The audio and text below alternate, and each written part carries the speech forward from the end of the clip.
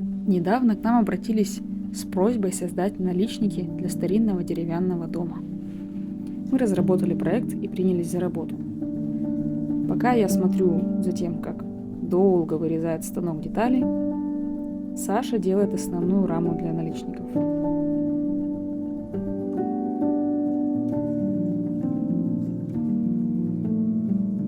Когда вырезались первые детали, нам не терпелось приложить их и посмотреть в натуральную величину, как это будет выглядеть. Обычно такие наличники делаются из цельного дерева, но у нас немножко другие условия, и мы выбрали как свой материал толстую фанеру. Поэтому мы шлифуем черный край для того, чтобы краска лучше легла на материал. По нашей задумке, каждый из 3 наличников состоит из своей особенной картинки. Панно состоит, в свою очередь, из маленьких деталей, каждую из которых надо отшлифовать и закруглить края. Пока я занимаюсь мелкими деталями, Саша уже добрался до покраски рам для самих наличников.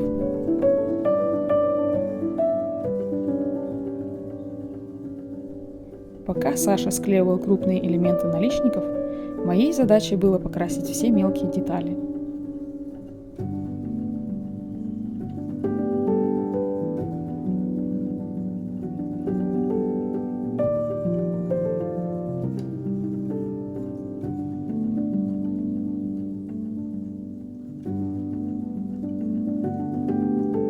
Ну вот и все. Откладываем кисти в сторону и принимаемся выкладывать готовые детали, чтобы посмотреть, как это будет выглядеть. А пока я вам расскажу, что изображено на этих наличниках.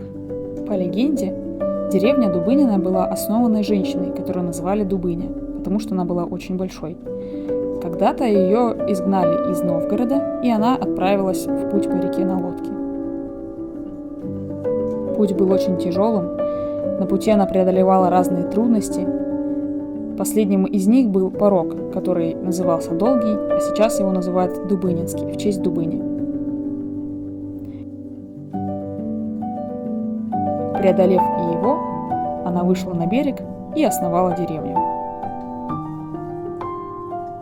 Как раз таки основание деревни изображено на 3-м наличнике.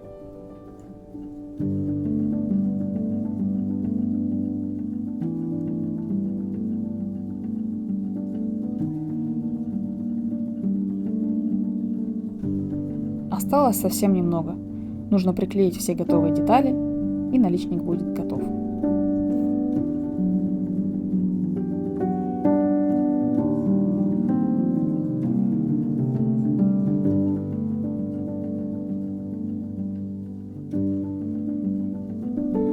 Финальным штрихом Саша покрывает готовые панно лаком для защиты от атмосферных воздействий.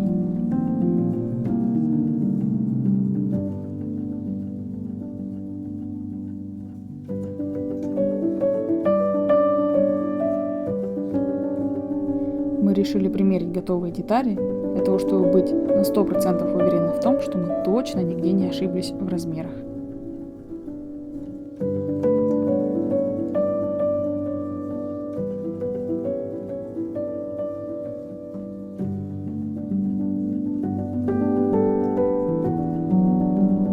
Наша мастерская находится в гараже у Сашиных родителей, и мы позвали их посмотреть, чем это мы занимаемся, и рассказать легенду о Дубыне.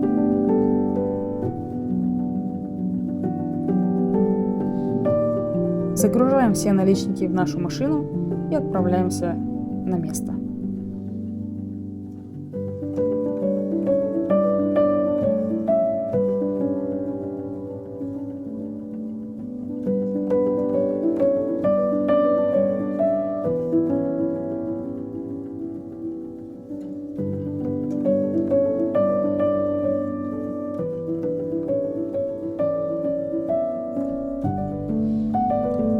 Установка наличников заняла около 6 часов. С первыми 2 проблем не возникло, а вот с 3-м окошком пришлось повозиться немного подольше.